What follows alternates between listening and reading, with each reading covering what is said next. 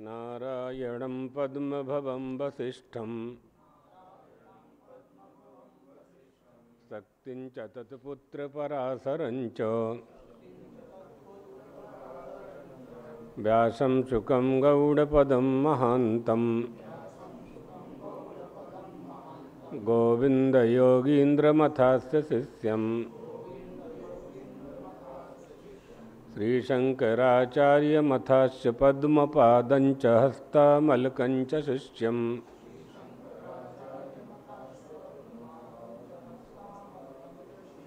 तं तोटकं वार्तिककारमन्यानस्मद्गुरून् सन्ततमानतोऽस्मि।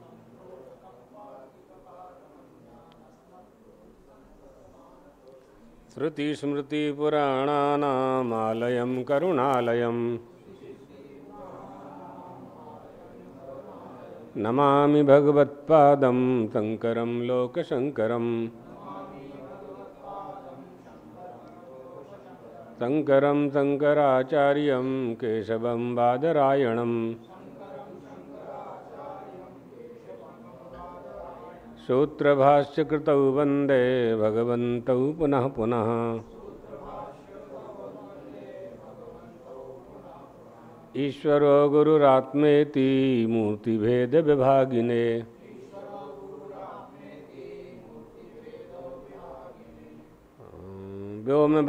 व्योमवद्व्याप्तदेहाय दक्षिणामूर्तये नमः।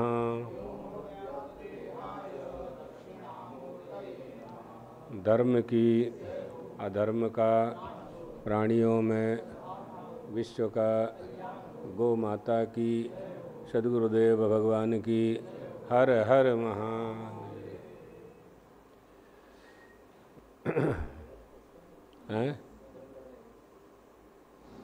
भद्रं कर्णेभिः शृणुयाम देवा भद्रं पश्येमाक्षभिर्यजत्राः स्थिरैरङ्गैस्तुष्टुवागुंसस्तनूभिर्विषेमहि देवहितं जदायुः।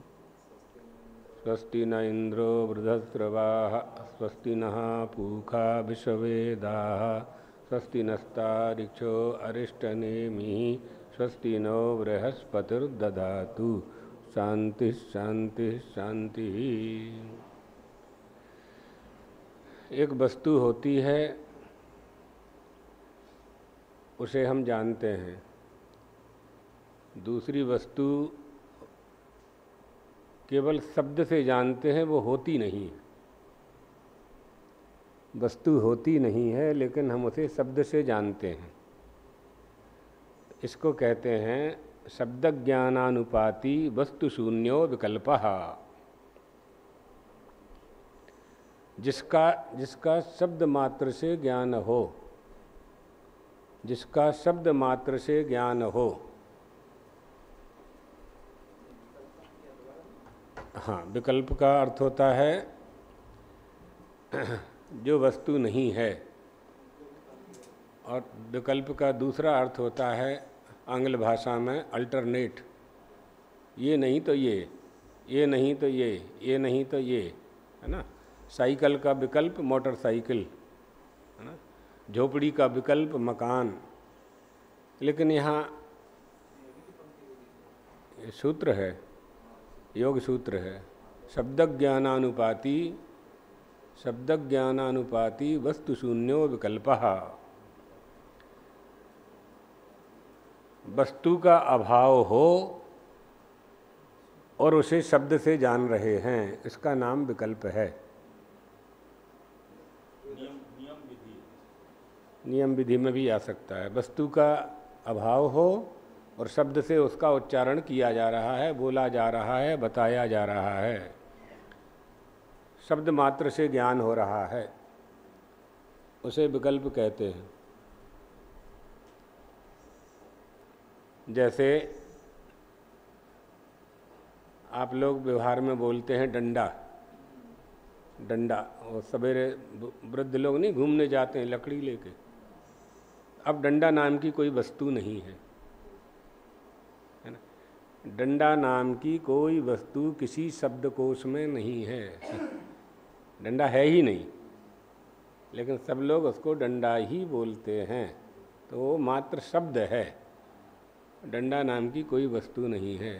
शब्द दंड है, उससे डंडा बना दिया बस तो दंड शब्द तो मिल जाएगा, है ना।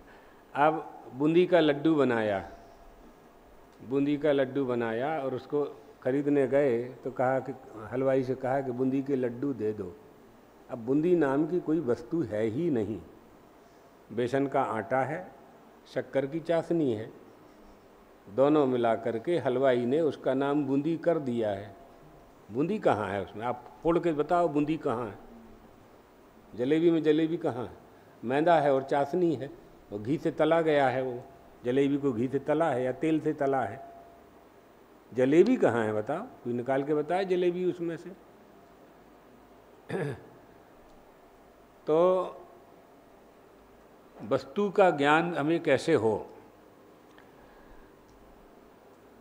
यही बात समझाई जा रही है कि डंडा शब्द सुनाई पड़ा, लेकिन ढूंढने जब चलेंगे तो हाथ में डंडा नहीं मिलेगा, लकड़ी मिलेगी। जब डंडा खोजेंगे, डंडा कहाँ मिलेगा? लकड़ी खोजेंगे, लकड़ी मिलेगी। जब लकड़ी खोजेंगे तो लकड़ी भी नहीं है, तो वृक्ष मिलेगा। लकड़ी कहाँ से निर्माण करेंगे आप? तो वृक्ष को ही पाएंगे ना, वृक्ष से ही लकड़ी का निर्माण हुआ है। वृक्ष नाम कोई ले नहीं रहा है, डंडा का नाम ले रहे हैं, लकड़ी का नाम ले रहे हैं, कुर्सी का नाम ले रहे हैं, टेबल का नाम ले रहे हैं, लकड़ी का नाम कौन ले रहा है? तो डंडा नाम की कोई चीज़ मिलने वाली नहीं है। मतलब यह है कि अस्तित्वहीन पदार्थ जो किसी भी काल में ना मिले उसे ही विकल्प कहते हैं। जिसका कभी कोई अस्तित्व नहीं है और खोजने पर जो प्राप्त ना हो वही तो विकल्प है, और शब्द से जाना जा रहा है।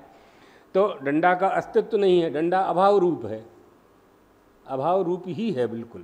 परोक्ष ज्ञान होगा। हाँ, बस बस परोक्ष ही होगा। तो आप इसी तरह से वेदांत में समझाया जाता है, तो इसे समझना चाहिए कि सर्प विकल्प है, सर्प की सत्ता नहीं है। सर्प को शब्द से जाना जा रहा है। अयम सर्पः इति मत्वा मंदांधकारे बिभेति तस्य भयस्य निराकरणाय अन्यः कश्चित् तं बोधयति रज्जुरियम नायम सर्पः। ये सांप नहीं है, तो शब्द से ही ना सांप जान रहा था। वो सांप था कहाँ? वहाँ तो रस्सी थी, रज्जू थी। तो ये बता रहे हैं कि उसे डंडा अस्तित्वहीन है, अभाव रूप है ही नहीं। और उसमें जो इसी तरह से जो सर्प है वह विकल्प है। इसी तरह से जगत है, अनुभव उसी का होता है जो त्रिकाला बाध्य हो। अनुभव की प्रणाली में आप हैं, कल प्रवचन में सुनाया ना, अनुभव की प्रणाली में कभी ये नहीं आएगा कि मैं नहीं हूँ। ये कोई नहीं बोल सकता कि मैं नहीं हूँ। अगर तुम नहीं हो तो मुंह से कैसे बोल रहे हो? तुम हो तभी तो तुम्हारा मुंह है, तो मुख से कैसे बोल रहे कि मैं नहीं हूँ? मैं नहीं हूँ ये शब्द उच्चारण करने वाला है कि नहीं है? तो वहाँ विकल्प नहीं है, ये विकल्प नहीं है, क्योंकि यह अनुभव की प्रणाली त्रिकाला बाधित है कि अहम अस्मि, मैं हूँ। तो नाशतो विद्यते भावो ना विद्यते सता उभयोरपि दृष्टोन्तस्तनयो तत्वदर्श भी, ऐसे ही है ना। हाँ, तो ये त्रिकाला बाध्य है। अभाव ना हो और जो भाव है, भाव क्या है कि मैं हूँ, मैं हूँ ये भाव है। तो आत्मा है और जो है उसका अस्तित्व है, जिसका अस्तित्व है उसका नाम राम है,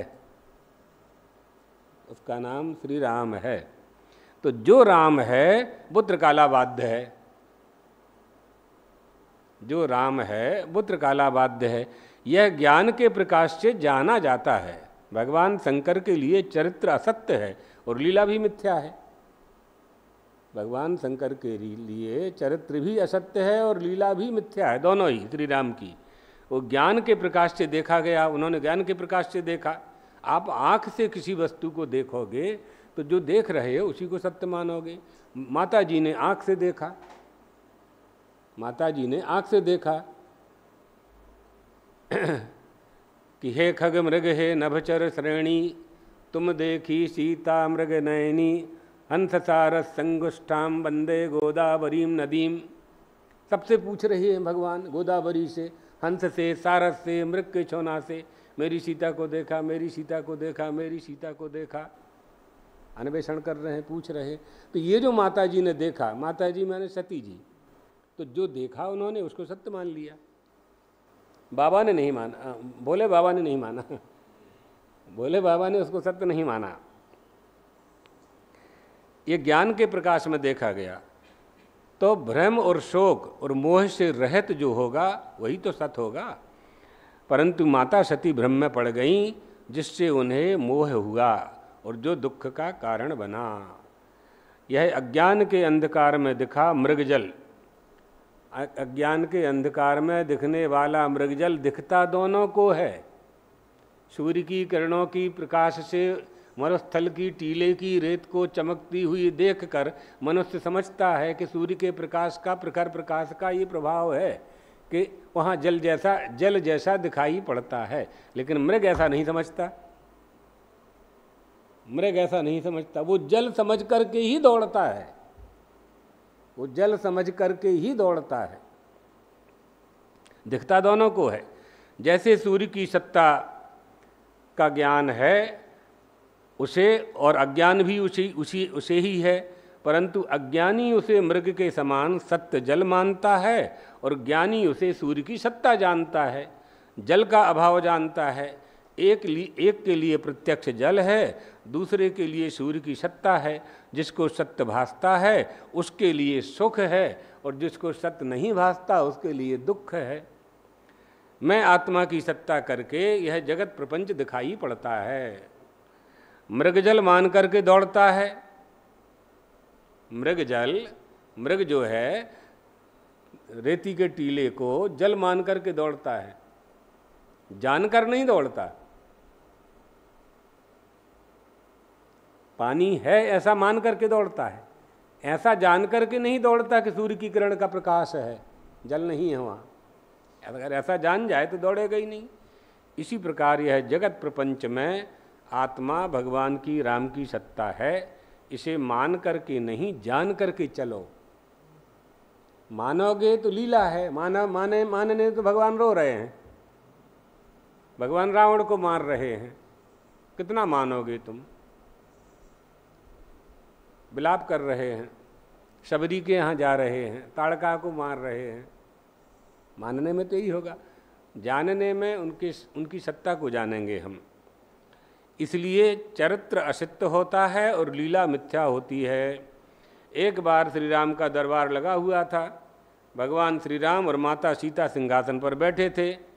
भक्त शिरोमणि हनुमान जी हाथ जोड़ करके बैठे हुए थे, खड़े हुए थे। उसी समय भगवान श्री राम ने माता सीता से कहा कि देखो सीता, हनुमान जी हाथ जोड़ करके खड़े हुए हैं, कुछ पूछना चाहते हैं, ये जिज्ञासु हैं, आत्म तत्व का उपदेश प्राप्त करना चाहते हैं। आपको आत्मबोध है, ब्रह्म विद्या का आपको ज्ञान है, इनको आप उपदेश दीजिए।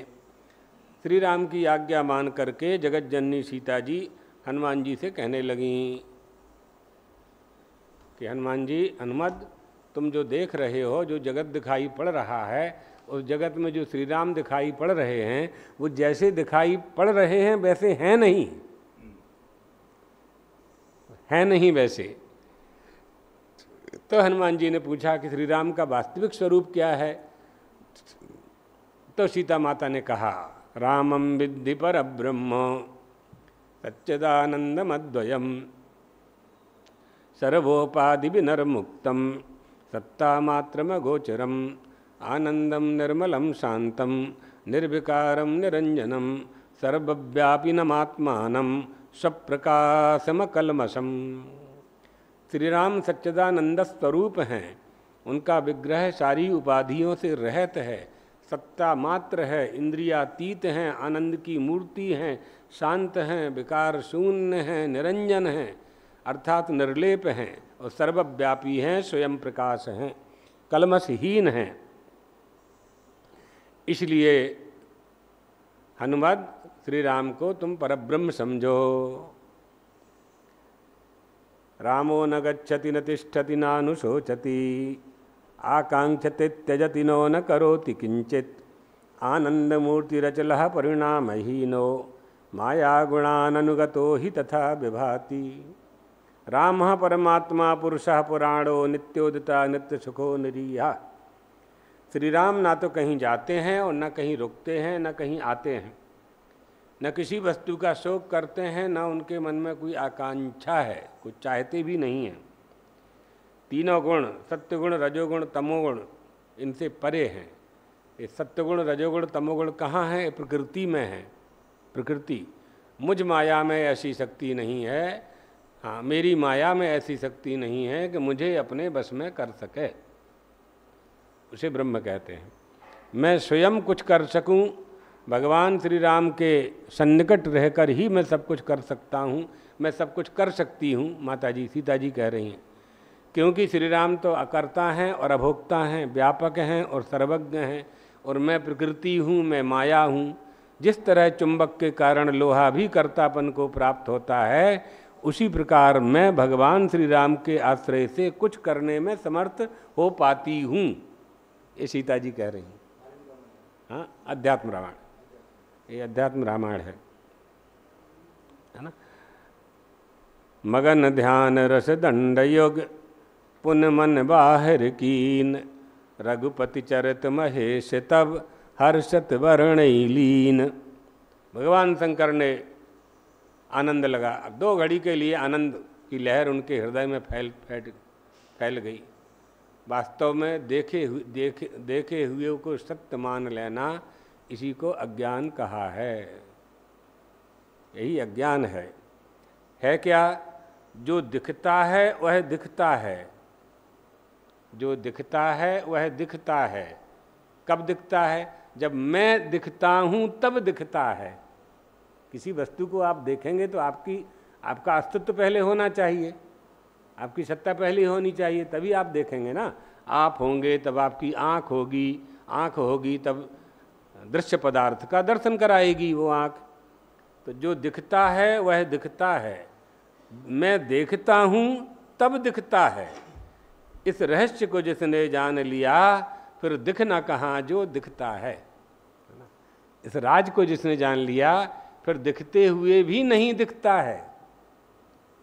महाराज जनक, यही विदेह मुक्ति है। देह रहते हुए भी देह का भान ना रहना। मिथिला दह्यमाना नाम न मे दह्यति किंचन। मिथिला में आग लग गई थी ना,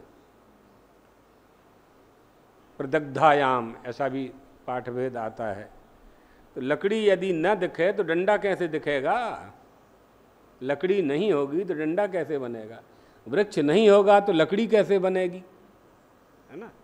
तो देखने वाला ही दिखता है, दूसरा नहीं दिखता। दृष्टा ही दृश्य हो जाए जहाँ, अगर दृश्य दृष्टा नहीं होता दोनों में भेद बना रहेगा। रूपम दृश्यम लोचनम दृक् तदृश्यम दृक्तु मानसम। रूप दृश्य है, लोचन दृष्टा है, लोचन दृश्य है, मन दृष्टा है, मन दृश्य है, बुद्धि दृष्टा है, बुद्धि दृश्य है, आत्मा दृष्टा है। और आत्मा को किसी के देखने की आवश्यकता नहीं है। तो मैं सूर्य के प्रकाश में आंगन में रखे हुए घट को देखता हूँ, तो मैं से लेकर के घट तक कौन है वो जो साक्षी बना हुआ देख रहा है, जो दिखा रहा है आंखों से। तो यदि यह दृष्टा ही दृश्य हो जाए, न होते हुए जो भासता है, न होते हुए जो भासता है वो भगवान का चरित्र है। न होते हुए जो भासता है वो भगवान का चरित्र है, असलियत नहीं है। मतलब न होते हुए भी जो भास रहा है वो भगवान का चरित्र है।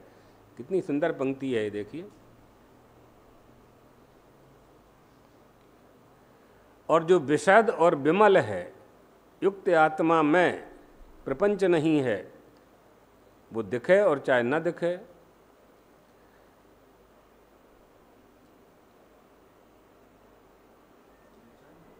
हाँ, यह प्रपंच ना होते हुए भी दिखा, प्रपंच ना होते हुए भी प्रपंच नहीं है, और प्रपंच जैसा दिखाई पड़ रहा है वो लीला है। दो है ना, लीला और चरित्र, जिनका प्रयोग होता है। लीला और चरित्र दो शब्दों का प्रयोग होता है। तो ना होते हुए जो भासता है वो चरित्र है, और जो प्रपंच है, जो प्रपंच है और हो रहा है, जो हो रहा है और उस प्रपंच का उसमें अभाव है। यानी मंच पर जो नाटक हो रहा है, तो नाटक में जितने पात्र बने हैं वो तो 2-3 घंटे के लिए ही बने हैं, उसके बाद तो नहीं है ना, वो उनका स्वरूप नहीं है। नाटक जो हो रहा है मंच पर, उसका स्वरूप वो नहीं है जो नाटक वो लोग कर रहे हैं, जो अभिनय वो लोग कर रहे हैं, और जिसका अभिनय कर रहे हैं वो वैसे नहीं हैं। जैसे कोई रावण बना तो 3 घंटे के बाद उसको रावण कहोगे क्या? मारेगा डंडा वो है ना। रावण बना तो रावण की लीला होती है, तो रावण की मंदोदरी होती है। अब वो जो रावण बना वो कहे 3 घंटे के लिए तुम मंदोदरी थी, अब मंदोदरी ही रहो तुम हमारी। तो ऐसा थोड़ी हो सकता है, नहीं, ऐसा नहीं हो सकता है।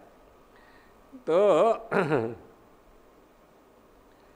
झूठ को सत्य देखना, अभाव को सत्य मान लेना, अज्ञान का आश्रय लेकर के अपनी बुद्धि में अज्ञान को ज्ञान समझ लेना, अपनी बुद्धि में भ्रम पैदा कर लेना, यही सब हमारे दुख के मूल कारण हैं। इसलिए हमें यह समझना चाहिए कि प्रकृति क्या है और माया क्या है, और माया किसकी शक्ति है। तो माया, मोह माया से मुक्त होने के लिए सबसे कहा जाता है कि मोह माया से मुक्त होना चाहिए। तो मोह माया से कैसे मुक्त हुआ जा सकता है? जब तक मायापति को नहीं जानेंगे, मायापति को जब तक नहीं पकड़ेंगे तब तक माया से आप मुक्त नहीं हो सकते। माया आपको बंधन में डालेगी, ये तय है बिल्कुल।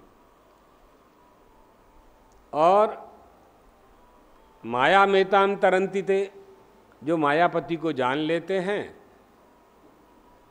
माया उन पर प्रभाव नहीं डालती, फिर संसार सागर से तर जाते हैं। राष्ट्रपति से किसी की मित्रता हो जाए तो जो सुरक्षा वाले अधिकारी हैं उसको जाने से नहीं रोकते, क्योंकि राष्ट्रपति जी से रोज मिलने वाला व्यक्ति है, तो जाने देते हैं। तो रोकने वाले कौन है? राष्ट्रपति से मिलने वाले रोकने वाले कौन हैं? उन पर अगर विजय प्राप्त करना है, माने वो आपको ना रोके टोकें, आपको बेधड़क जाने दें, तो वो सुरक्षा अधिकारी हैं। तो वो राष्ट्रपतियों का भी राष्ट्रपति है। उसके लिए हम माया और अविद्या दोनों में उलझ जाते हैं, उन्हीं से बहस करते रहते हैं, उन्हीं के प्रपंच में पड़ जाते हैं। तो राष्ट्रपति के पास तक जा ही नहीं पाते। परमात्मा ही राष्ट्रपति है, विश्व का पति वही है। तो जिस तरह से सुरक्षा अधिकारियों से उलझने वाला व्यक्ति राष्ट्रपति को नहीं पा पाता, इसी तरह से अविद्या, अज्ञान और माया से उलझा हुआ व्यक्ति, मोहग्रस्त व्यक्ति, ममताग्रस्त व्यक्ति, अहंकारी व्यक्ति कभी परमात्मा रूपी राष्ट्रपति रूपी परमात्मा को प्राप्त नहीं कर पाता। इसलिए कहा माया विद्ये विहायैव उपाधि पर जीवयोः अखंडम सच्चिदानंदम परब्रह्मैव लक्ष्यते।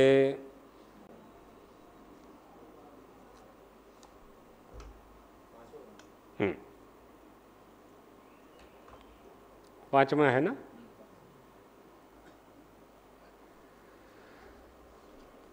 तस्मादग्निशमिधो यस्य सूर्यः सोमात् पर्जन्य औषधयः पृथिव्याम् पुमान् रेतः सिंचति योषितायाम् वह्निः प्रजा पुरुषात् संप्रसूताः। बहुवी है, बहुवी। अच्छा अच्छा, तो हाँ में ना है कि बा है? अच्छा,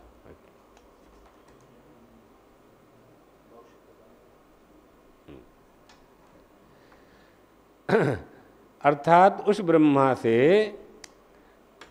जो सृष्टिकर्ता ब्रह्मा है, उससे सर्वप्रथम अग्नि उत्पन्न होती है।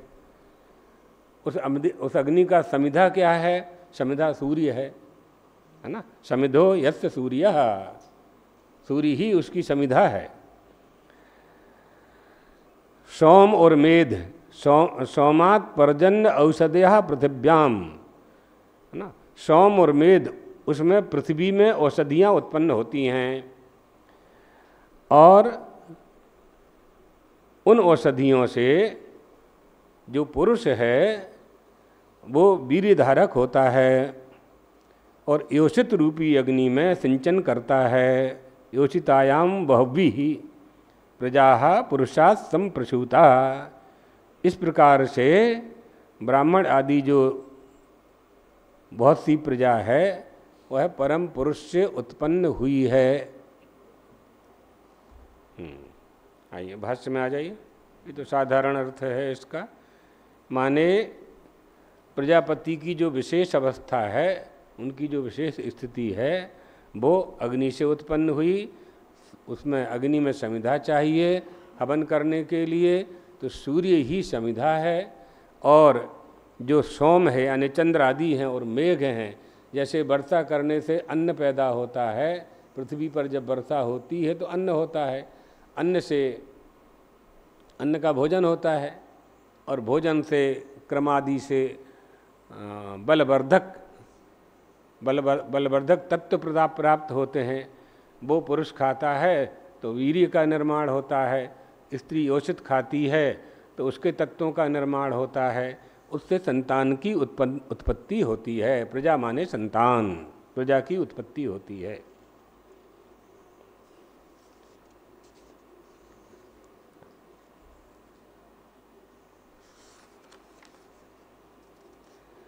पंचाग्नि द्वारेण चा यह संसरन्ति प्रजास्ता अति तस्मादेव पुरुषात् प्रजायन्त इति उच्यते।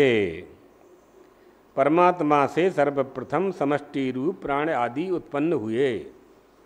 यही है ना? हाँ, बढ़िए आगे। सही सही सर्वभूतेषु द्रष्टा श्रोता मंता विज्ञाता सर्व कारणात्मा पंचाग्नि द्वारेण जया संसरन्ति प्रजाः तापि तस्मादेव पुरुषात् प्रजायन्ते उच्यते तस्मादग्निः समिधो। तो ये पहले तो एतस्मात् जायते कहा, फिर बाद में कहा कि ये जो अस्य कहा है इसको यस्य में बदल ली, तो यस्य में आए, तो अब वो एतस्मात् से फिर तस्मात् में आ रहे हैं। तो तस्मात् का भी अर्थ वही है जो अक्षर से विराट उत्पन्न हुआ। माइक चालू कर दो। वही जो है एतस्मात् से तस्मात् बन गया। तो तस्मिन् लीयते इति तल्लः, तस्मात् जायते इति तज्जः। तो यही मूल बात है, पर यहाँ वो एतस्मात् को ही तस्मात् से समझना है। तो तस्माद् अग्निः समिधो यस्य सूर्यः तस्मात् सर्वं खल्विदं ब्रह्म तज्जलान् इति शान्तमुपासीत।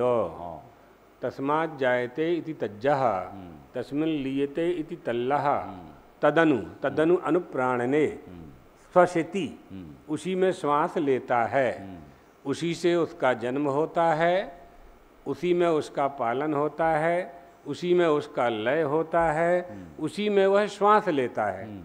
तदनु अनुप्राणने स्वसिति, है ना? ये छांदोग्य का है जी। अच्छा, सही सही, आगे बढ़िए। हाँ, ये भूमिका थी। अब आगे कह रहे हैं तस्मात् पुरुषाद ऋचो नियताक्षर पादावसाना गायत्र्यादि छंदो विशिष्टा मंत्राः साम पांच भक्तिकंच साप्त भक्तिकंच स्तोभादि गीत विशिष्टम यजूंसी नियताक्षर पादावसानानि वाक्य रूपाण्येव त्रिविधा मंत्राः। ये भूमिका है क्या? नहीं, ये महाराज जी अर्थ है। मंत्र तो पांचवा है ना जी, पांचवा का होता है पंचाग्नि द्वारेण। अच्छा, छठवा है महाराज जी। अरे हैं? छठवा बोल दिया। हाँ। तस्माद, हाँ, ये हाँ, कोई- तस्मात् परस्मात् पुरुषात् प्रजावस्थान विशेष रूपो अग्नि ही कोई बात नहीं। सविशेष्यते समिधो यस्य सूर्यः हाँ समिध इव समिधः हाँ, सूर्ये जी पंचाग्नि द्वारेण च यह संसरन्ति प्रजास्ता अपि जी तस्मादेव पुरुषात् प्रजायतो इति उच्यते। जी तो ये पंचाग्नि विद्या का उल्लेख कर रहे हैं। इसमें पंचाग्नि विद्या में श्वेत केतु प्रवाहन राजा का एक प्रसंग है, तो प्रसंगानुसार संक्षेप में का वर्णन कर देते हैं। श्वेत केतु नाम का जो पुत्र था, गौतम का पुत्र, वो विद्या अध्ययन करके और वापस लौट करके आया। तो पहले जो गुरुकुलों में विद्यार्थी थे, उन विद्यार्थियों में एक कौतूहल होता था कि जिस विद्या का हमने अध्ययन किया है, हम अपने राजा को जा कर के उस विद्या का प्रदर्शन करें, सुनाएं उसको। तो राजा प्रसन्न होते थे, पुरस्कार भी देते थे, सम्मान भी करते थे राजा लोग कि ये विद्यार्थी हमारे धर्म और संस्कृति की रक्षा में शास्त्रों का अध्ययन करके आया है, तो उसका सम्मान किया करते थे पहले लोग। एक श्वेत केतु, उसका प्रसंग अलग है, जो विद्याभिमानी हो गया था, वो प्रसंग अलग है। ये श्वेत केतु राजा प्रवाहन के राज्य में जाता है, और राजा प्रवाहन के राज्य में जाकर के राजा से कहता है कि मैं आपके देश में निवास करने वाले ऋषि का पुत्र हूँ, और सर्वाधीता मया, मैंने समस्त विद्याओं का अध्ययन कर लिया है। तो राजा बड़े प्रसन्न हुए। तो उन्होंने कहा, यदि तुमने सब विद्याओं का अध्ययन कर लिया है, तो क्या तुम जानते हो कि इस लोक से मृत्यु प्राप्त करके प्रजा कहाँ जाती है? इस लोक से मृत्यु प्राप्त करके प्रजा कहाँ जाती है, क्या तुम इसे जानते हो? तो उसने कहा, नहीं भगवा, ये तो मैं नहीं जानता। हाँ, वेत्थ यदितोधि प्रजा प्रयंतीति, क्या तू जानता है कि मर करके ये प्रजा कहाँ जाती है? नहीं भगवा, मैं नहीं जानता, मैं उसे नहीं जानता। वेत्थ यथा पुनरावर्तन्त यति, क्या तू जानता है कि प्रजा फिर लौट करके वापस कैसे आती है? उसका तुम्हें ज्ञान है, इस विज्ञान का तुम्हें ज्ञान है कि जो मर मर करके ऊपर जा रहे हैं, फिर लौट करके वापस माँ के गर्भ में कैसे आ रहे हैं, कैसे संतान हो रही है, इस रहस्य को तुम जानते हो? नहीं भगवा, मैं नहीं जानता, इसको भी नहीं जानता। वेत्थ पथोर देवयानस्य पितृयाणस्य चा व्यावर्तना इति, देवयान और पितृयान दोनों मार्ग का बिलगाव कहाँ से होता है? क्या तुम इस रहस्य को जानता है? यानी दक्षिणायन और उत्तरायण, धूमो रात्रिस्तथा कृष्णो षड्मासा दक्षिणायनम, और अग्निर्ज्योतिरहा शुक्लो षड्मासा उत्तरायणम, क्या ये दोनों मार्गों को तुम जानते हो? तो उसने कहा, नहीं भगवः, मैं नहीं जानता, ये भी नहीं जानता। वेत्थ यथासौ लोको न संपूर्यते, क्या तुम जानते हो कि मृत्यु को प्राप्त करके लोग हमेशा मरते जा रहे हैं, मरते जा रहे हैं, मरते जा रहे हैं? तो अंतरिक्ष भर क्यों नहीं जाता? कहीं ना कहीं तो जाते होंगे। जल करके शरीर तो यहीं रह जाता है, लेकिन शरीर का जो शरीरी है वो कहाँ जाता है? अधिष्ठान कहाँ जाता है इसका? यानी सूक्ष्म शरीर कहाँ जाता है? और जाता है तो अंतरिक्ष भर नहीं जाता कभी? क्या तुम इसे जानते हो, इस रहस्य को जानते हो? नहीं भगवः, मैं नहीं जानता। वेत्थ यथा पंचम्यामाहुतावाहा पुरुष बचतो भवन्तीति, क्या तुम जानते हो कि 5 संख्या वाली आहुति के होम कर दिए जाने पर, यानी 5वीं आहुति क्या है? क्या तुम जानते हो इसे? नैव भगवो, इसको भी नहीं जानते, फिर अपने आप को समस्त विद्याओं का पारंगत कैसे कहते हो। लज्जित हो गया बेचारा विद्यार्थी और अपने पिताजी के पास वापस लौट करके आया और अपने पिताजी को प्रणाम करके कहा कि आज ब्राह्मण, तेजस्वी ब्राह्मण का बालक, तेजस्वी विद्यार्थी एक क्षत्रिय राजा से पराजित होकर के आ गया है। क्या बात है बेटा? कहा कि पिताजी, गुरुजी आपने जो कुछ पढ़ाया और मेरे गुरुजी ने जो कुछ पढ़ाया, लेकिन मैं क्षत्रिय राजा के 5 प्रश्नों में से एक भी प्रश्न का उत्तर नहीं दे सका। तो गौतम ने कहा कि बेटा इन प्रश्नों के उत्तर मैं भी नहीं जानता, चलो दोनों चलते हैं। तो दोनों ही पिता और पुत्र राजा प्रवाहन की सभा में आते हैं।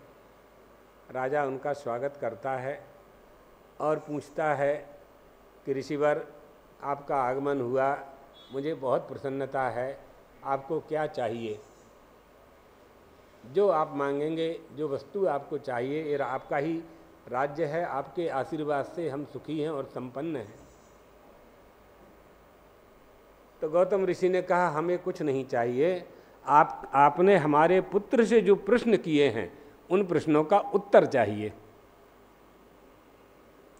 अब उन प्रश्नों का उत्तर कभी राजा प्रवाहन ने किसी को दिया नहीं था, लेकिन यहाँ तो वो कह चुके थे कि आपको क्या चाहिए, और प्रश्नों का उत्तर मांग लिया।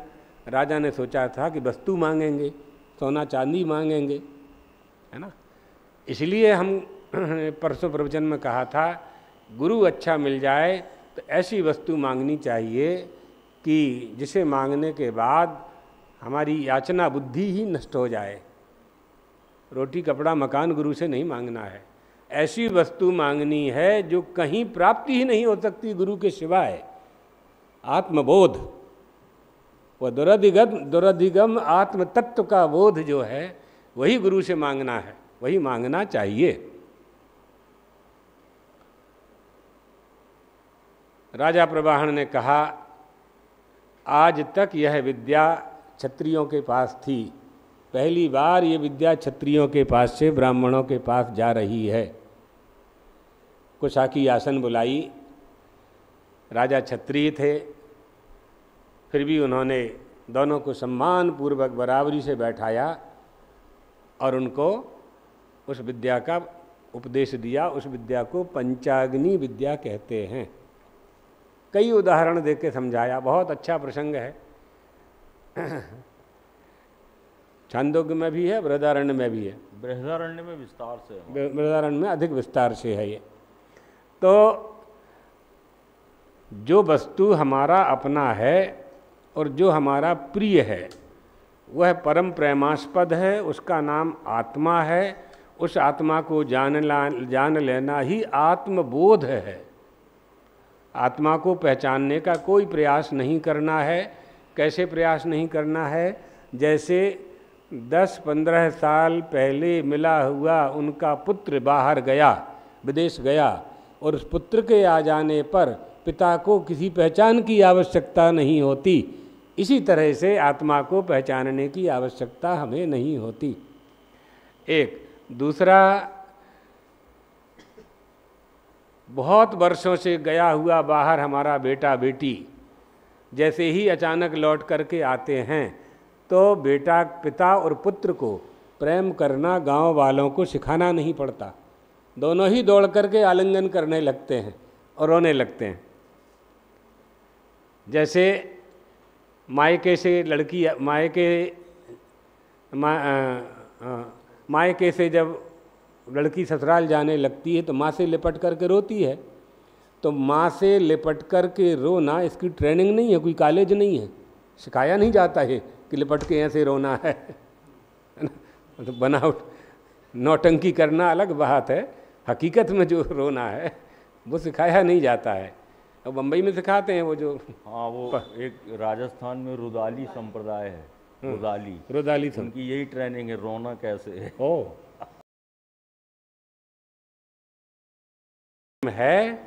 वो आंखों में से अश्रु बन करके निकलता है। और कपोलों पर, गालों पर ढुड़कने लगता है। इसी का नाम तो प्रेम है।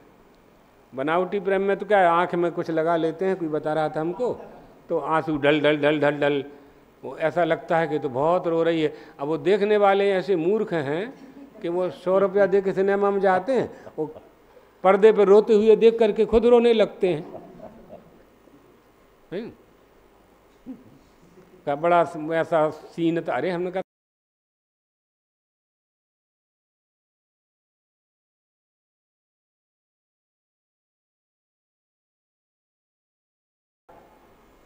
विषय आत्मा स्वयं है, क्योंकि प्रत्येक व्यक्ति दुख रहित सुख चाहता है। दुख रहित होना चाहिए, दुख रहित जीवन चाहता है। आइए, आत्मा स्वयं ही मृत्युंजय है, सुख स्वयं प्रकाश है और सुखमय है। इसलिए हमें यह समझना चाहिए कि वाक, पाणी, पाद, पाँव, कर्मेंद्रियाँ, वाणी से बोला जाता है, हाथ से आदान प्रदान होता है, पाँव से गमनागमन होता है, लिंग आदि से मूत्र विसर्जन होता है, रति संपादन होता है, गुदा आदि से मलत्याग होता है, श्रोत्र, त्वक, नेत्र, रसना, नासिका, स्थूल शरीर द्वारा अभिव्यक्त सूक्ष्म शरीरगत 5 ज्ञानेंद्रियां हैं, 5 कर्मेंद्रियां हैं, कानों से सुना जाता है, नेत्रों से दिखा जाता है, नासिका से सूंघा जाता है, मन बुद्धि चित्त अहंकार से सूक्ष्म शरीरगत अंतःकरण चतुष्टय। मन से संकल्प होता है, बुद्धि से निश्चय होता है, चित्त से स्मरण होता है, अहंकार से गर्भ होता है। इन्हें सक्रिय बनाने के लिए, स्फूर्ति प्रदान करने के लिए प्राण, अपान, उदान, व्यान नहीं, पंच प्राण, पंच उपप्राण, नाग, कूर्म, कृकल, देवदत्त, धनंजय इत्यादि, प्रजाशक्ति और क्रियाशक्ति, ये सप्त धातुमय शरीर से जीवन, ज्ञान और आनंद को प्राप्त करता है। ये अनुभव सिद्ध है। इस अनुभव जिसे होता है वो अनुभव इंद्रियों के द्वारा होता है, और इंद्रियों के द्वारा प्राप्त जो विषयों का अनुभव है वो अनित्य है, क्योंकि इंद्रियां बाह्य दर्शन ही कराती हैं और बाह्य सुख को ही प्राप्त करती हैं। इसलिए आत्म तत्व को जानना चाहिए। उसी आत्म तत्व के विषय में राजा प्रवाहन ने श्वेत केतु से पूछा था कि पंचाग्नि द्वारेण चा यह संसरति प्रजास्ता अपि तस्मादेव पुरुषात् प्रजायन्त इति उच्यते। अरे वो तो छांदोग्य का विषय है, यहाँ तो पंचाग्नि शब्द आया, इसलिए हमने इतना हमें स्मरण था उसके अनुसार सुना दिया। भाष्य में इसके पंचाग्नि विद्या के भाष्य में और बहुत अच्छे अच्छे रहस्यों का उद्घाटन हुआ है। तो कभी छांदोग्य का जब अवसर आएगा तो उसको आगे अपने लोग बढ़ेंगे। अभी आ जाते हैं मुंडक के दूसरे खंड के 5वें मंत्र पर, भाष्य पर। मिल गया? बोलिए। पंचाग्नि द्वारेण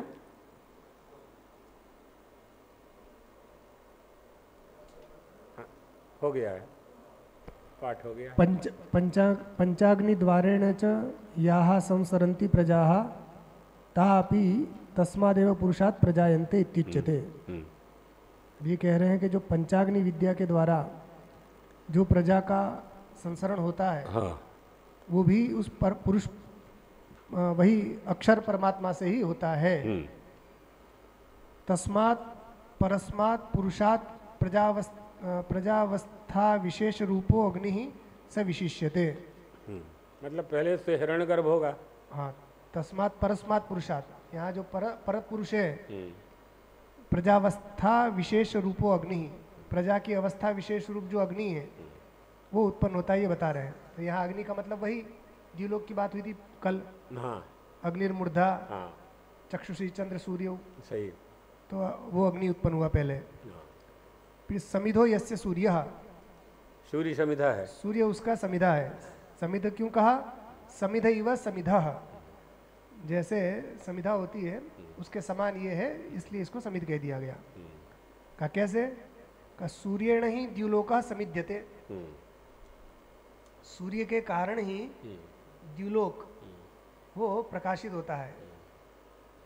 द्युलोक यहाँ स्वर्ग, उसी को अग्नि कहा गया, अग्निर्मूर्धा। उस विराट पुरुष की जो द्युलोक स्वर्गलोकी उसका मूर्धा है। तो यहाँ सूर्य ही सबको प्रकाशित करता है। एक पुराणों में ये वर्णन आता है कि सूर्य जो है उसका प्रकाश पृथ्वी पर भी आता है और स्वर्ग में भी जाता है। अच्छा। सूर्य जो है केंद्र में है, जितना पृथ्वी से सूर्य की दूरी है उतनी ही दूरी सूर्य से स्वर्ग की भी है, ऐसा वर्णन पुराणों में आता है। स्वर्ग और पृथ्वी के बीच में एक प्रकार से सूर्य है। तो जितना किलोमीटर यहाँ से सूर्य है उतना ही स्वर्ग है, ऐसा पुराणों में हमने कहीं पढ़ा था। इसलिए सूर्य का प्रकाश वहाँ तक जाता है, यहाँ भी जाता है, वहाँ भी प्रकाशित करता है। भगवान कृष्ण जो अर्जुन को ले गए थे वो लोकालोक पर्वत, वो अलग है। वो ब्रह्मांड का ऐसे 50 करोड़ योजन वो इसका वो माना गया है, और इसका क्षेत्रफल। तो लोक और आलोक, जहाँ सूर्य का प्रकाश जाता भी है और जहाँ नहीं भी जाता है, वो क्षेत्र। तो सब जगह नहीं जाता सूर्य का प्रकाश, जहाँ सूर्य का प्रकाश भी नहीं जाता वहाँ भगवान उनको ले गए थे अर्जुन को, फिर वहाँ विराट पुरुष के दर्शन जो करवाए भूमा के। तो यह सूर्येण ही द्युलोकः समिध्यते, सूर्य के द्वारा ही ये द्युलोक समिंधन प्रकाशित होता है एक प्रकार से। ततो ही द्युलोकात् निष्पन्नात् सोमात् पर्जन्यो द्वितीयो अग्नि संभवति। यहाँ पंचाग्नि विद्या का ही वर्णन कर रहे हैं एक प्रकार से।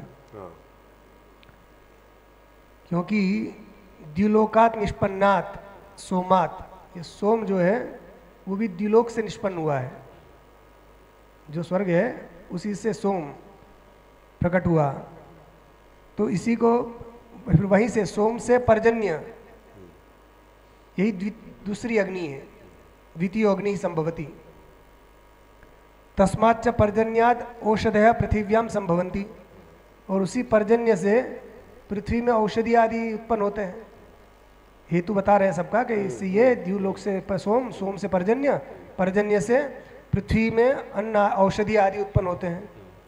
और औषधिभ्यः पुरुषाग्नौ हुताभ्यः उपादान भूताभ्यः, और जो औषधियाँ हुई अन्न आदि उनको पुरुष ने खाया तो ये पुरुष रूपी अग्नि हो गई।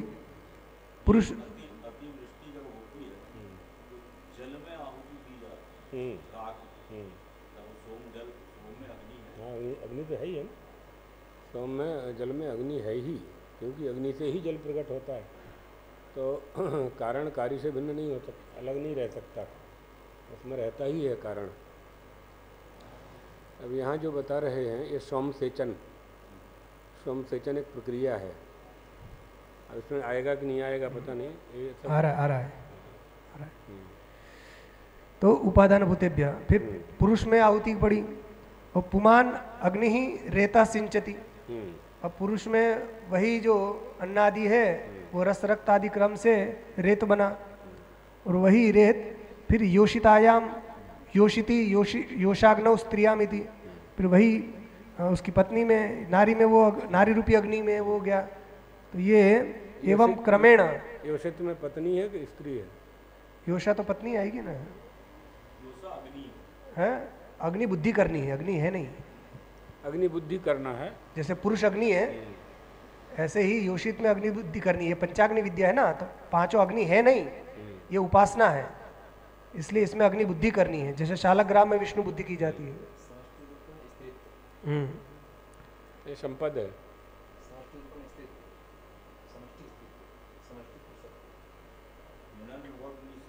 समष्टि व्यष्टि का प्रश्न नहीं हाँ, है। यहाँ तो उत्पत्ति की बात बता रहे हैं कि कैसे कैसे उत्पन्न होता है पुरुष, प्रजा कैसे उत्पन्न होती हाँ, है, अक्षर से कैसे संसार हुआ है ये बता रहे हैं सब। तो पुमान अग्नि रेता सिंचती, यहाँ पर पुरुष, हाँ, अग्नि जो है उसमें ई दीर्घ है, वहाँ पुमान अग्नि रेता, तो वहाँ पर अग्नि ही वो संधि विच्छेद करेंगे तो ह्रस्व आएगा वहाँ, अग्नि ही, मगर वो ई का दीर्घ क्यों हो गया? क्योंकि पीछे र है।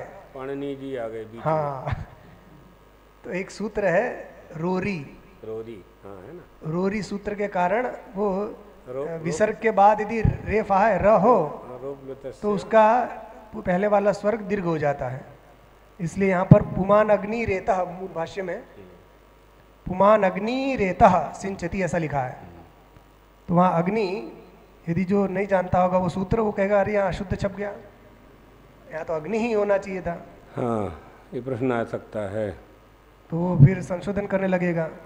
पुमान अग्नि ही रेतः सिंचती, तो विसर्ग ही रस वही है मगर दीर्घ हो गया। जैसे पुनः रमते, जो पुनः रमते प्रयोग आता है ना, पुनः रमते, इसकी संधि हो जाएगी पुनः रमते। तो वो विसर्ग के स्थान पहला जो स्वर होता है उसका आ हो जाता है। तो ऐसे यहाँ भी ई दीर्घ हो गया और रेफ का लोप हो जाता है। पुमान अग्नि रेतः सिंचती, संधि अलग करेंगे तो पुमान अग्नि ही, पुमान अग्नि रेतः सिंचति योषितायाम। हाँ सिंचती, बस उसी वहीं तक योषति। इस पुमान अग्नि ही रेतः सिंचती। उसके पहले जो अग्नि शब्द आया है हाँ वो मात पर्जन्यो द्वितीयोग्नि ही, उसमें हृष्य दीर्घ हृष्य ही है। द्वितीयोग्नि संभवती। हाँ वहाँ पर क्यों है? क्योंकि पीछे र नहीं है, रेफ नहीं है, स है, इसलिए वहाँ पर अग्नि ही रहा। यहाँ पर रेतः का र है इसलिए वो दीर्घ हो गया। पुमान अग्नि रेतः सिंचती योषितायाम, योषिति, योषितायाम का मतलब योषिति अर्थात योषा रूपी अग्नि में। स्त्रियाम, योषा का मतलब यहाँ स्त्री क्या है, तो स्त्री में वो अग्नि। अब वो हमने पत्नी इसलिए कहा क्योंकि शास्त्र के अनुसार तो पत्नी में ही होगा, अन्यथा तो व्यभिचार हो जाएगा, इसलिए पत्नी कहा। एवं क्रमेण बह्वीः बह्व्यः प्रजाः ब्राह्मणाद्याः, जितने भी वर्ण हैं आश्रम है, वर्ण आदि हैं, वो सब पुरुषात् परस्मात् संप्रसूताः समुत्पन्नाः।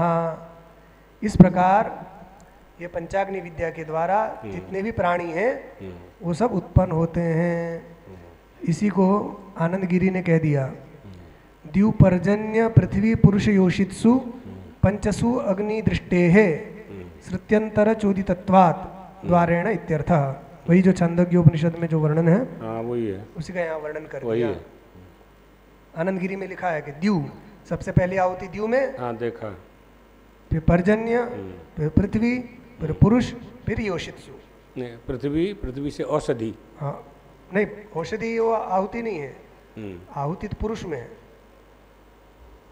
पृथ्वी में आहुति हो गई ना, एक तो पृथ्वी में आहुति हो गई, चौथी जो आहुति है वो पुरुष में है। हाँ तो तीसरी आहुति पृथ्वी में आएगी ना, पृथ्वी में ही तो है, अन्न नहीं। उसी से, हाँ उससे अन्न उत्पन्न होगा। हाँ अन्न तो उत्पन्न होता है, उससे अन्न उत्पन्न होगा। हाँ। पहली आहुति इसकी सोम, पर्जन्य, पृथ्वी, पुरुष, योषित।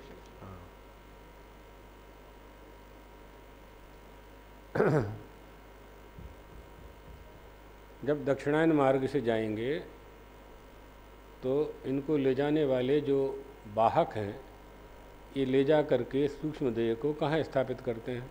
ये तो जाने वाली प्रक्रिया हो गई, अपन तो यहाँ आने वाली तभी प्रक्रिया। आने की बनेगी ना। जब हम मरेंगे नहीं तो आएंगे कैसे? तो पहले मरे। वो इसके बाद आएगा, क्योंकि अभी तो उत्पन्न हो रहा है ना, अक्षर से सब उत्पन्न हो रहा है, मर नहीं रहा है। प्रलय बाद में आएगा। अब ये कहो ना कि याद नहीं आ रहा है आपको। क्या? जाने की प्रक्रिया पहले बताइए, फिर आने की बताइए। हाँ जाने की वो भी बताते हैं, मगर जब संसार हो जाएगा उसके बाद तो मरेगा ना। हाँ, अब मर गया समझो। हाँ तो अब वो आगे आगे आएगा, अभी तो उत्पन्न हो रहा है। वो जाने की प्रक्रिया तो वो अलग है, उसमें तो फिर वो पांचों तत्व पांचों मिलेंगे। हाँ, फिर वो अग्नि, हाँ, अग्नि का अभिमानी देवता उसको ले जाएगा। फिर अग्नि जो गीता में भी भगवान ने बताया है कि फिर दक्षिण, हाँ अग्नि ज्योति रह शुक्ल, एक एक देवता के अभिमानी उसको उस स्थान पर ले जाएंगे।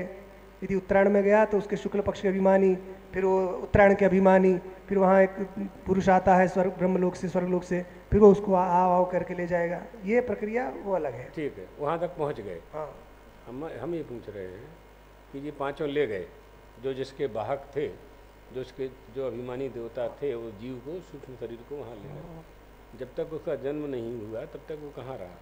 तक कर्म के अनुसार जिस जिस योन जहाँ जहाँ उसका फल भोगना है वहाँ रहेगा। यदि स्वर्ग में है तो स्वर्ग में रहेगा। जायस्व मृयस्व इति तृतीय पंथा, तो स्वर्ग में रहने वाला सबकी ये गति नहीं होती है। ये जो उत्तरायण दक्षिणा वाली गति है सबकी नहीं होती है। ये तो जो पुण्यात्मा है, कर्मणा पितृलोकः विद्या देवलोकः, जिन्होंने अच्छे कर्म किए हैं वो पितृलोक में जाएंगे, और जिन्होंने उपासना सहित अच्छे कर्म किए हैं वो देवलोक में जाएंगे, और उच्च कोटि की उपासना ज्ञान कर्म सहित किया तो ब्रह्मलोक तक जाएंगे। मगर बहुत सारे लोग तो हैं वो जो पापी लोग हैं, कई लोग, तो उनका क्या? तो उनके लिए कह दिया जायस्व मृयस्व इति तृतीय पंथाहा, वो उनको बस पुनरपि जननम पुनर्मरणम, फिर उसके बाद वो कीड़ा मकोड़े सांप बिच्छू कुछ भी बनेंगे। तो सबकी ये गति नहीं है, मतलब सब इसी प्रकार जाएंगे ऐसा नहीं है कि अग्नि के अभिमानी देवता उसको ले जाएंगे उसको ले जाएंगे। वो तो चुनाव में जो जीत गया उसको फिर जो प्रक्रिया है कि आइए आइए कर करके, अब जिसकी जमानत जब्त होगी उसको कौन पूछेगा? जो पापी है उनके लिए गति नहीं। उनका तो हाँ, उनका तो जायस्व मृयस्व, जन्म लो मरो, ये वाला है। तो अभी यहाँ तो उत्पत्ति की बता रहे हैं कि कैसे उत्पन्न हो रहे हैं। तो द्यू, पर्जन्य, पृथ्वी, पुरुष और योषित्सु, पंचसु अग्नि दृष्टि है। इन पांचों में अग्नि दृष्टि करनी है, ये उपासना है। जो सत्कर्म करने वाले हैं, शास्त्रीय मार्ग पर चलने वाले हैं, उन्हीं का ये देवलोक गमन पितृलोक गमन होता है। सही। बाकी सबका नहीं होता है। ये हो गया, 5वां मंत्र का भाष्य पूर्ण हो गया। अब छठा।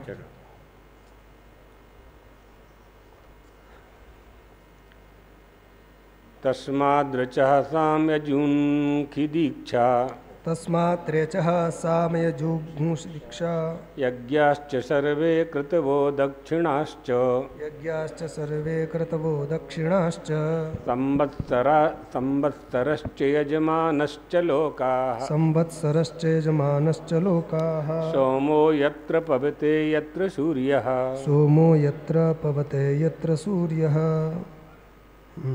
भाष्य। यानी यजुर्मंत्र जो हैं जिनसे बंधन आदि की दीक्षा होती है, मौजी बंधन आदि की, अग्निहोत्र आदि की दीक्षा होती है, दक्षिणा है, संवत्सर, यज्ञकर्ता, यजमान, लोक, जिन लोकों में चंद्रमा तक पवित्र करता है, जहाँ तक सूर्य तपता है, वो सभी उत्पन्न होने वाले हैं। माने पांच भौतिक ही होंगे, आदि का विशिष्ट रूप होगा ये। तो जो अनित्य पाद अक्षर वाले हैं वो यजुर्मंत्र, और नियत पाद अक्षर वाले उस पुरुष से ही उत्पन्न होते हैं। ये मंत्र का अर्थ है। अब भाष्य में आ जाइए।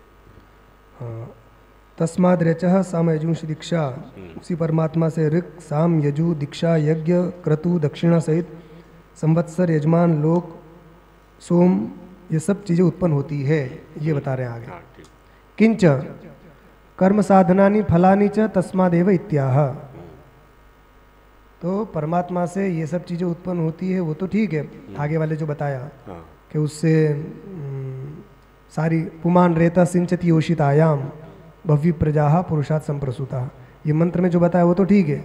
अब कह रहे हैं कर्म के साधन और उसके फल ये भी उसी पुरुष से उत्पन्न होते हैं। कथम, किस प्रकार होते हैं? तो कह रहे हैं तस्मात् पुरुषात्, उसी अक्षर पुरुष से, ऋचः, ऋक् मंत्र उत्पन्न होते हैं।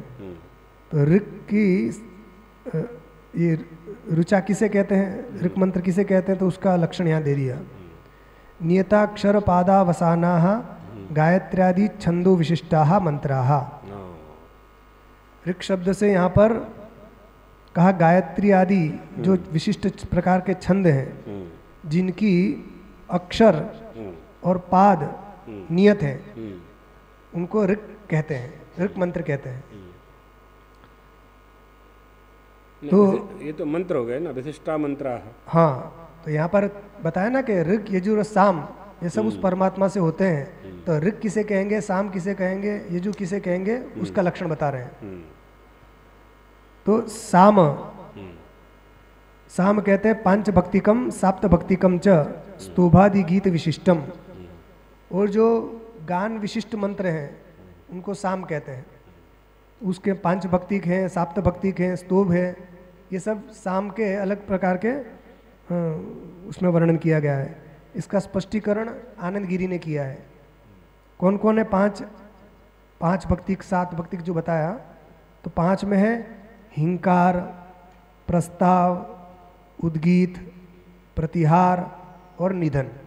प्रस्ताव ही प्रस्तोता है। हाँ, नहीं, यहाँ तो उनकी संज्ञा है अलग अलग प्रकार के मंत्रों की। अच्छा, सबका विवरण बहुत विस्तार से वो छांदोग्य में है ना, हाँ छंदों कि हिंकार किसे कहेंगे, प्रस्ताव किसे कहेंगे, उद्गीत किसे कहेंगे, प्रतिहार किसे कहेंगे, निधन किसे कहेंगे। ये मंत्रों की संज्ञा है, अलग अलग प्रकार के मंत्र जो हैं। और साप्त भक्तिक में 1-2 और बढ़ा दिए उन्होंने। उनमें उन्होंने उपद्रव और स्तोभ, उपद्रव और स्तोभ, ये 2 मिलाकर 7 हो गए। तो ये सामवेद की बात कर दी। और यजुर मंत्र किसे कहते हैं? यजुंशी अनियताक्षर पादावसानानि वाक्य रूपाणी एवं त्रिविधा मंत्राः। अब 3 प्रकार के मंत्र जो बताए उसका लक्षण बता दिया। इसी को जैमिनी सूत्र में जैमिनी मुनि भी इसको स्पष्ट करते हैं।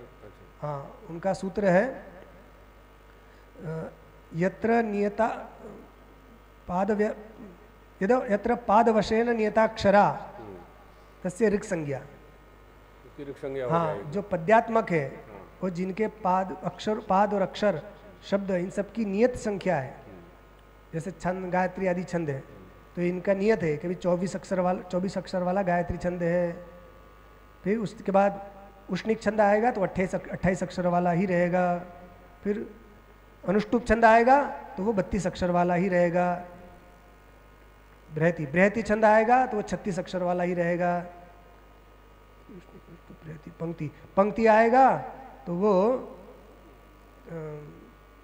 24, 28, 32, 36, 40 अक्षर वाला ही रहेगा। तो ये इसमें पाद व्यवस्था नियत है।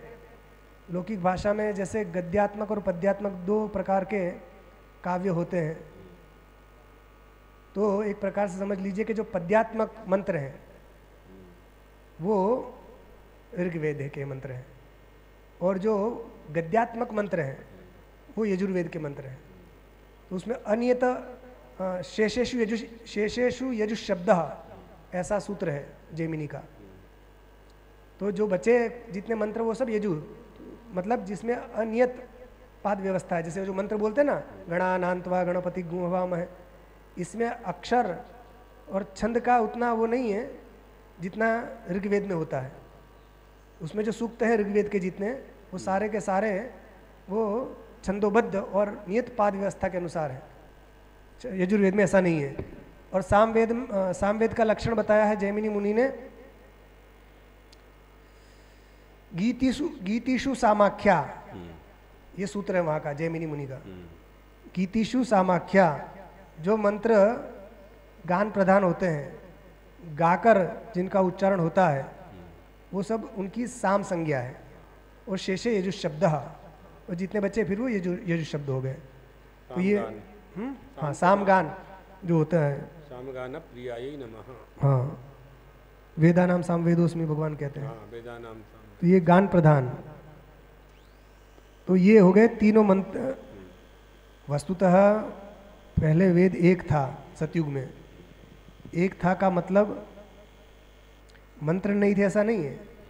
मंत्र तो सारे जितने उपलब्ध हैं उतने तो थे ही, उससे ज़्यादा भी थे। अभी कई तो कलयुग के कारण कई वो हो गए, लुप्त हो गए, मगर सब मिले हुए थे। एक ही वेद में सारे मंत्र मिले हुए थे। ऋग्वेद ही था ना पहले? नहीं, ऋग्वेद एक वेद था ऐसा नहीं कह सकते। वेद एक था मगर यजुर के मंत्र नहीं थे, साम के मंत्र नहीं थे ऐसा नहीं है। मंत्र तो सारे थे मगर मिले हुए थे। वेद व्यास जी ने केवल उनका विभाग किया, मतलब जिसमें नियत पाद अक्षर की व्यवस्था थी तो का इसकी ऋक् संज्ञा हो गई, जो अनियत थे उसको कहते इनका यजुस संज्ञा हो गई, जो गान वाले थे तो कभी इनकी साम संज्ञा हो गई, और जो चौथे बचे उसको अथर्व संज्ञा कर दी। तुष्टि पुष्टि आदि जो मंत्र बचे थे तो सारे के सारे मंत्र अन्यथा तो फिर इनको भी पौरुषे मानना पड़ेगा। फिर हम तो अपौरुषे मानते हैं ना वेद को। तो वेद व्यास जी ने भी वेदों की रचना नहीं की है, उन्होंने केवल विभाग किया, विभाजन किया। हाँ, जैसे एक थाली में 4 रंग के मोती रखे हैं तो उन्होंने केवल 4 रंग को अलग अलग करके कर दिया और कह दिया कि अभी ये मोती है, ऐसे। और इनके नाम भी शाश्वत हैं वेदों के। जैमिने शामगस्यासी सुमंतस्तनयो मुनि सुनवास्तु तत्सुतास्ताभ्याम एकैकाम प्राह संयताम सुकर्मा चापि तच्छिष्यः साम वेद तरोर्महान सहस्र संयता वेदम चक्रे शामनान ततोद्वज। तो विदित में वेदम सर्वेषां जगति तले विद्यमान वाङ्मयेषु अतिप्राचीनाः अनितरसाधारणाः अपौरुषेयो निधि वेदः एव। सा च वेदभाग महान आसीत्। महद्वेदराशिं दृष्ट्वा भगवता महर्षिणा वेदव्यासेन एकः उपायः आविराकारी। एक एव वेदः चतुर्धा विभक्ता ऋक् यजु साम अथर्वाख्यान पैलवै संपायन जयमनि सुमंतभ्या क्रमाद उपदेश। तो ठीक है, मतलब ये भ्रांति है कि ऋग्वेद था ना, ऋग्वेद था ऐसा नहीं। हालांकि वर्तमान में ऐसा कहा जाता है, इंग्लैंड की लाइब्रेरी में, जो सबसे पुरानी लाइब्रेरी है इंग्लैंड में, विश्व की सबसे पुरानी लाइब्रेरी मानते हैं, कई किलोमीटर लंबी है, उसमें यदि आप जाकर पूछो कि दुनिया की सबसे पुरानी किताब कौन सी है तो वो ऋग्वेद का नाम देते हैं, ऋग्वेद निकाल के दे देंगे। जबकि है वेद वो। हाँ, नहीं मतलब उनके अनुसार तो 5-6 हज़ार ही साल ना, 10,000 साल बस। हमारे यहाँ तो लाख करोड़ों वर्षों की बात है। नहीं, वो प्रश्न नहीं है। हाँ, जो प्रश्न स्पष्ट किया आपने वो ये है कि जो पाश्चात्य विद्वान हैं उनका कहना ये है कि वेद एक ही था, उसका नाम ऋग्वेद था। ऋग्वेद के वेदव्यास जी ने 4 विभाग किए ना, ऐसा नहीं कहते वो। हाँ, वो ये कहते हैं ऋग्वेद जो भी उपलब्ध है उसको कहते हैं सबसे पहले जिस ग्रंथ की रचना की गई उसका नाम है ऋग्वेद, वो प्राचीनता के लिए। हाँ, और उसके बाद फिर दूसरे यजुर्वेद, सामवेद, ये सब बनाए गए मंत्र हैं, उसके बाद बने हैं ये। हाँ, तो ऐसा उनका कहना है। हाँ। क्योंकि वो ऋग्वेद को भी अपौरुषे नहीं मानते, सबको पौरुषे ही मानते हैं।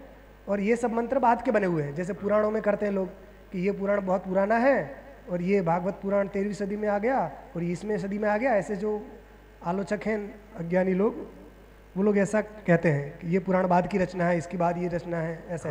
हमने जो भाष्य का अनुवाद अभी सुनाया उसमें मात्र वेद है। हाँ, वेद संज्ञा है, वेद संज्ञा है, उसके 4 विभाग हाँ किए, उसी का आपने हिंदी में हाँ अनुवाद करके सुनाया। मतलब ऋग तो है ही पहले से ही, उसकी संज्ञा भी ऋग है। वो लोग वेद नहीं ऐसा नहीं मानते। कौन लोग? पाश्चात्य। वो कहते हैं कि ऋग्वेद ही था बस। हाँ, उनके अनुसार तो प्राचीन ग्रंथ ऋग्वेद है। हाँ, बस उतना है। हाँ, बस और वो भी कुछ हजार साल पहले का।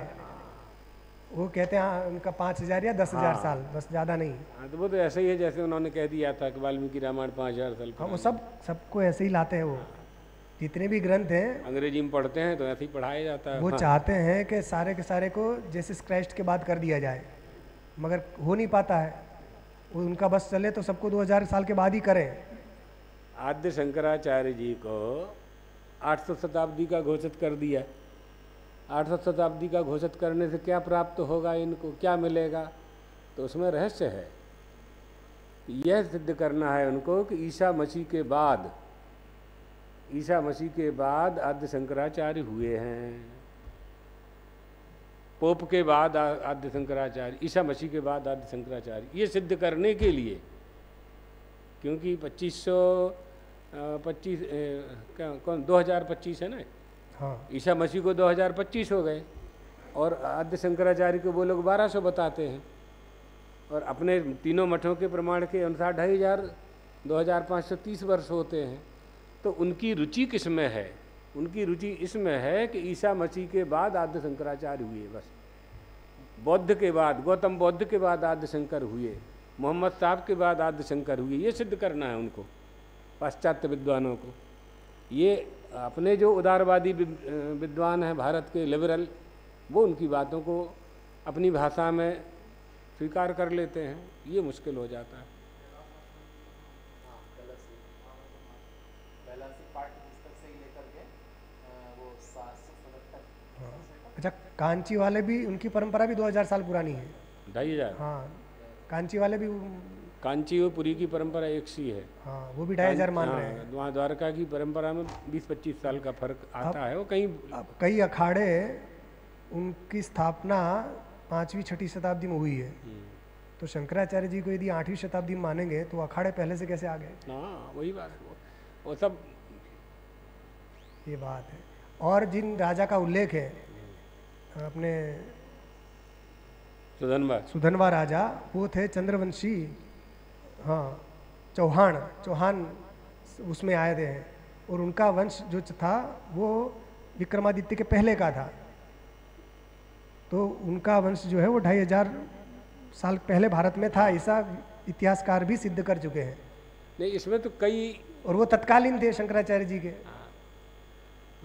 उन्होंने ही छत्र सिंहासन दिए, तो फिर वो तो 2500 वर्ष पे उनका हुआ, तो फिर शंकराचार्य जी कहाँ से 8वीं शताब्दी कई में? प्रमाण जिनकी उपेक्षा की जा रही है वो ये हैं कि राजा सुधर्मा का कार्यकाल, मंडन मिश्र का कार्यकाल, कुमारल भट्ट का कार्यकाल और अभिनव गुप्त का कार्यकाल, ये सब देखना पड़ेगा, धर्म कीर्ति का कार्यकाल, ये सब जब मिलाने चलेंगे तो पाएंगे कि 2500 साल ही सिद्ध होते हैं शंकराचार्य जी। और उन्होंने जिस मुद्रा का उल्लेख किया है मांडुक्य उपनिषद भाष्य में, कार्षापण्य, ऐसा काशापर्णी, हाँ, ऐसे जो मुद्रा का उल्लेख किया है वो 2000 साल पहले बंद हो चुकी थी, मतलब 2500 वर्ष पहले वो चलन में थी, 3000 वर्ष पहले, 2500-3000 वर्ष पहले, और 2000 वर्ष पहले तो वो समाप्त हो गई थी, तो 8वीं शताब्दी में तो वो मुद्रा चलन में नहीं थी, चलन में ही नहीं, तो कैसे वो उसका उल्लेख करते हैं? जैसे हम डॉलर का उल्लेख करते हैं या रुपये का उल्लेख करते हैं, तो जो प्रचलन में है उसी का तो उल्लेख करेंगे,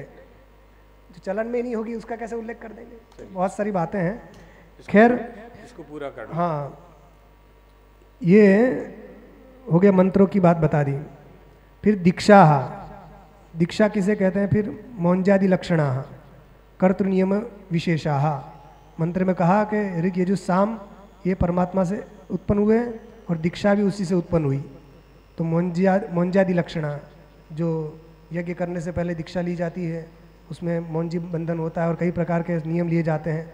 कर्तृ नियम विशेषाः, कि वो सारे भी परमात्मा से ही उत्पन्न हुए हैं। और फिर दीक्षा लेने के बाद यज्ञ करता है व्यक्ति, यज्ञाश्च, यज्ञ भी उसी परमात्मा से उत्पन्न हुए हैं। कौन से यज्ञ? सर्वे अग्निहोत्रादयः, अग्निहोत्रादि जितने भी यज्ञ यागादि हैं वो भी उसी परमात्मा से प्रकट हुए हैं। फिर कहा क्रतवः, क्रतु भी उन्हीं से प्रकट हुए हैं। क्रतु किसे कहते हैं? सयूपाः, जिसमें यूप सहित यज्ञ होते हैं उसको क्रतु कहते हैं, और अग्निहोत्रादि को यहाँ पर यज्ञ कह दिया गया। हालांकि क्रतु और यज्ञ दोनों सामान्य रूप से तो पर्यायवाची हैं, पर मगर थोड़ी विशेषता है इसलिए उन्होंने बता दिया। यूप सहित जो यज्ञ किया जाता है जिसमें पशुबंधन आदि होता होगा। तो दक्षिणाश्च, और दक्षिण भी, दक्षिणा, यज्ञ हो गया तो यज्ञ के बाद दक्षिणा भी दी जाती है, तो दक्षिणा भी परमात्मा से ही प्रकट हुई है। तो कौन सी दक्षिणा है? तो उसका परिमाण बता दिया दक्षिणा का।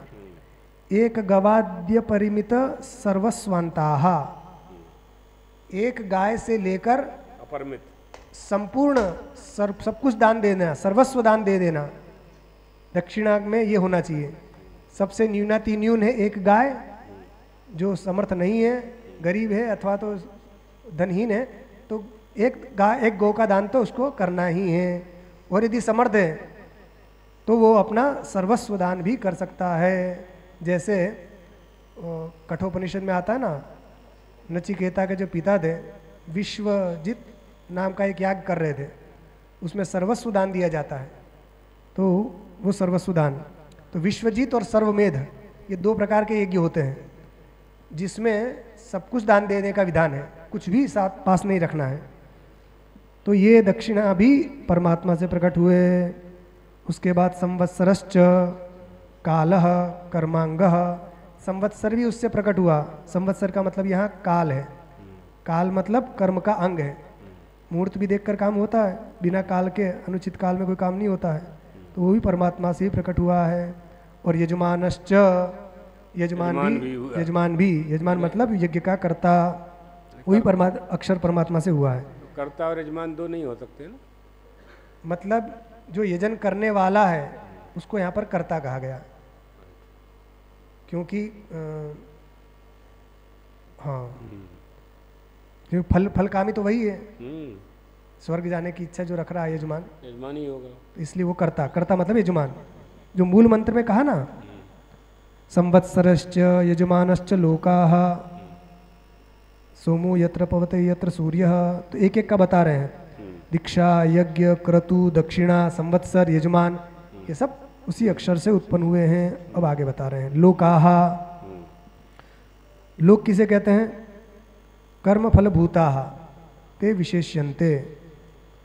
अब कर्म किया यजमान ने, अग्निहोत्रादि वैदिक कर्म किए, तो उसके फल स्वरूप उसको क्या मिलेगा? स्वर्गादि लोक मिलेंगे।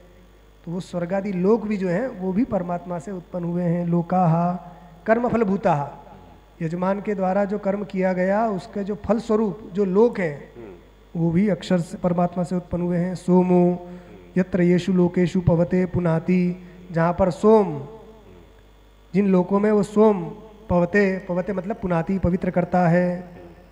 लोकान्यत्र येषु सूर्यस्तपति च, और जहाँ पर सूर्य का ताप पहुँचता है, सूर्य का प्रकाश, सूर्य की किरण जहाँ पहुँचती है, वो भी यहाँ पर लोक शब्द से कहे गए। ते च दक्षिणायन उत्तरायण मार्गद्वय गम्या विद्वत अविद्वत कर्तृफल भूताः। अब दो प्रकार के लोग बता दिए। उन लोगों को सूर्य प्रकाशित करता है। किनको? हाँ, सूर्य का प्रकाश। वहाँ असल में क्या है, यहाँ दो लोग बताए, एक सोमलोक, एक सूर्यलोक। एक सोम के द्वारा प्रकाशित है, एक सूर्य के द्वारा प्रकाशित है। तो सोम वाले में कौन जाएंगे? जब पितृ, ये उत्तरायण दक्षिणायन आ जाएगा। हाँ, यही तो बता रहे हैं। जो दक्षिणायन से जाएंगे वो सोमलोक में जाएंगे, जो कर्मकांडी है, पितृलोक में जाएंगे।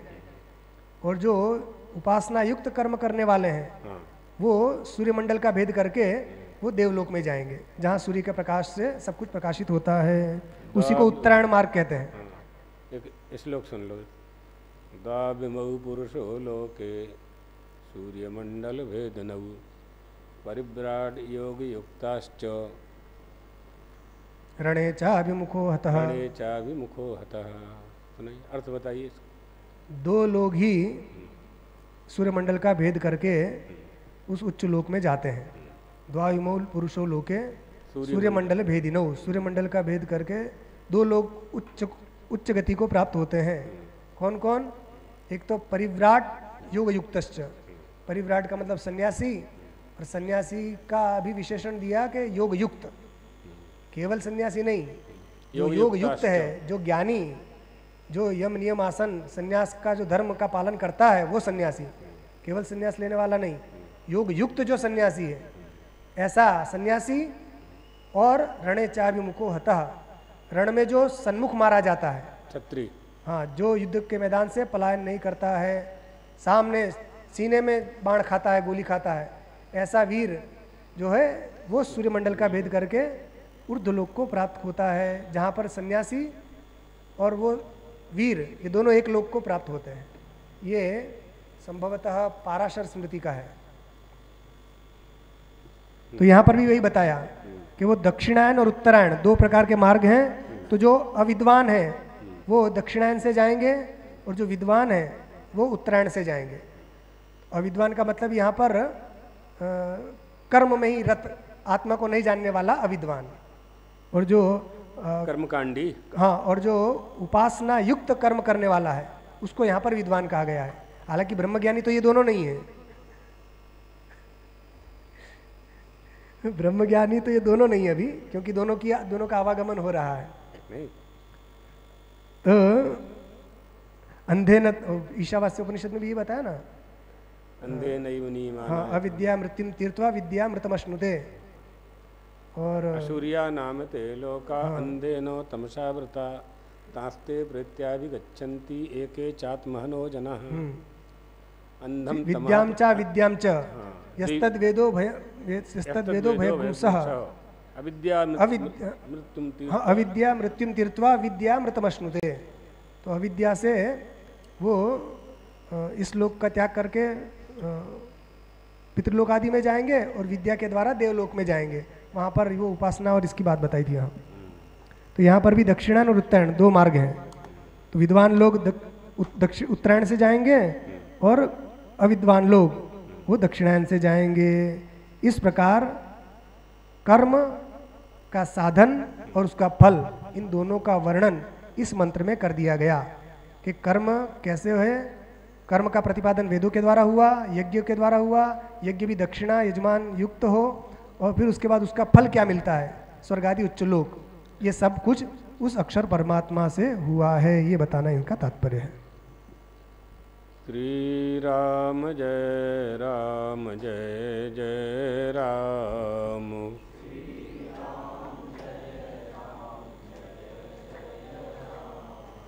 श्री राम जय राम जय जय राम।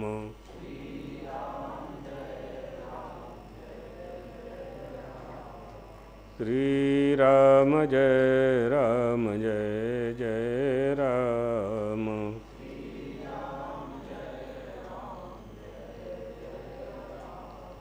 ओम पूर्णमदः पूर्णमिदं पूर्णात् पूर्णमुदच्यते पूर्णस्य पूर्णमादाय पूर्णमेवावशिष्यते।